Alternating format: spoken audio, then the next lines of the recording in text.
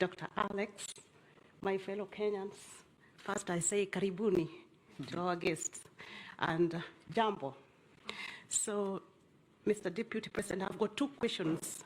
First of all, let me just say, my name is Rosemary Adigor, and I'm the PR and Marketing Director for Azimio UK chapter. So I've got two questions for you. First, when you formed the government with His Excellency President Kenyatta, he treated you more like a principal. And in that case, you were given some of the most powerful dockets that, as any deputy president, we've never seen that sort of. So that was generosity from his part. But you also played because you also brought the number with you. So it was like this. So what I want to ask is, what are you going to do different, having seen the level of corruption and unprecedented corruption that engulfed our country to an extent whereby people can't even afford to buy milk, people can't even afford to buy even just oil, and yet we have people who are just rolling in lots of money. They can have a car from Monday to Sunday, and Kenyans are starving. Second question, please, because we've got lots and lots of questions. Please. So I just ask you, what are you going to do different to Kenyans? Second question, should you not win the election, are you going to concede defeat and be an advocate for peace in our country? Because we know the story, and we are all eyes open. We are watching. So thank you. And lastly, I just No, two. The lady in the middle here, please. Ahmed, yeah, we'll go for 3 plus 2. Excellency, Deputy President, thank you for sharing with us your convictions. I am Nashwat Megwar, Head of Political Practice at Concerto Global Public Affairs. I have 2 questions. The first one is a more political one. As we all know, on 9 August, there are many risks for a fair election. So on which tools do you rely to ensure a fair, transparent and inclusive election, and how can the international community support you this way? The second question is more economic. How can the international investors plug to your bottom-up platform vision to create employment and value in Kenya? And how can they become, as you say, true hustlers for Kenya? Thank you very much. And there was one gentleman there, you, sir. Yeah. One question, please, because I want to try and get a diverse number of questions. Ladies and gentlemen, distinguished guest, His Excellency, my name is Lashan Lethbridge, and my question for you today actually is just, the one. Kenya's shared prosperity, and I'd actually like to hear your thoughts on the internal security of Kenya and its armed forces, and what your thoughts are to have a prosperous Kenya and a safe Kenya. Right. Thank you very much.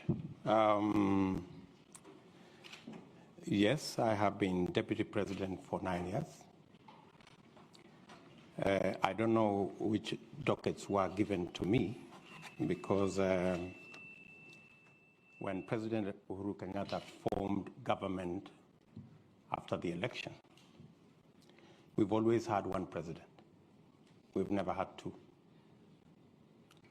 And the responsibility over government has never been shared between Uhuru Kenyatta and myself. Our first term, we ran a coalition government, but I can tell you there was no single opportunity where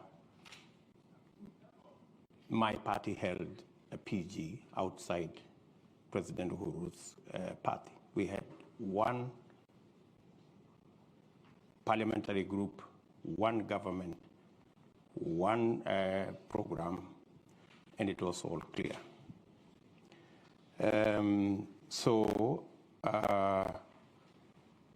There were no dockets that were given to me.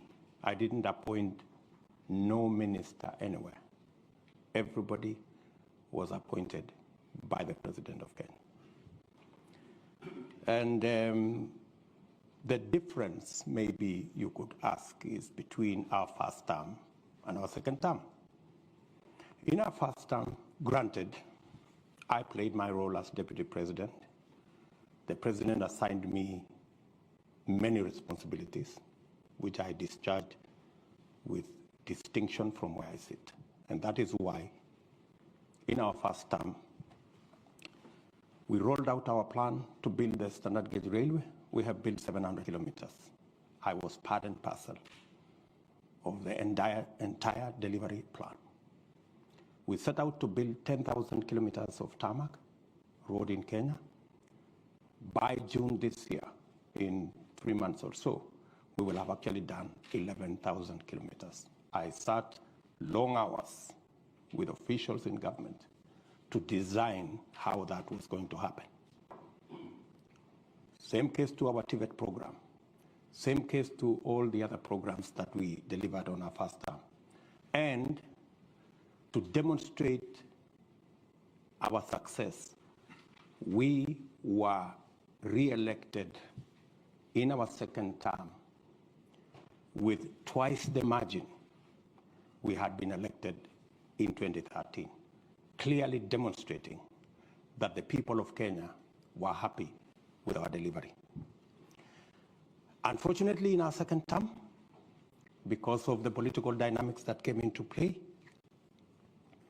the president told me that he wanted to do things differently. And he didn't want what had become normal in Kenya, that this was Ruto. He wanted a Uhuru. And I had a discussion, a candid discussion with him.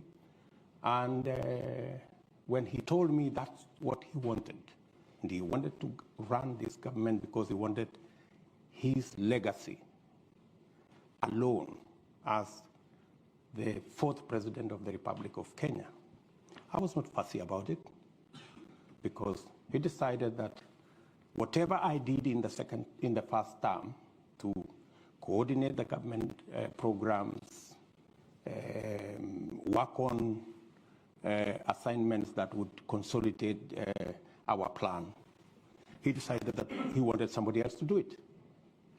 And I didn't complain. So executive order number 1 came into force, establishing a different arrangement in government. And I had no quarrel with it, because that's how the president wanted to deliver on his second term. Unfortunately, the people who the president maybe gave that responsibility failed him, because the whole Big Four plan fell apart. The housing plan never took off. The universal health coverage never took off.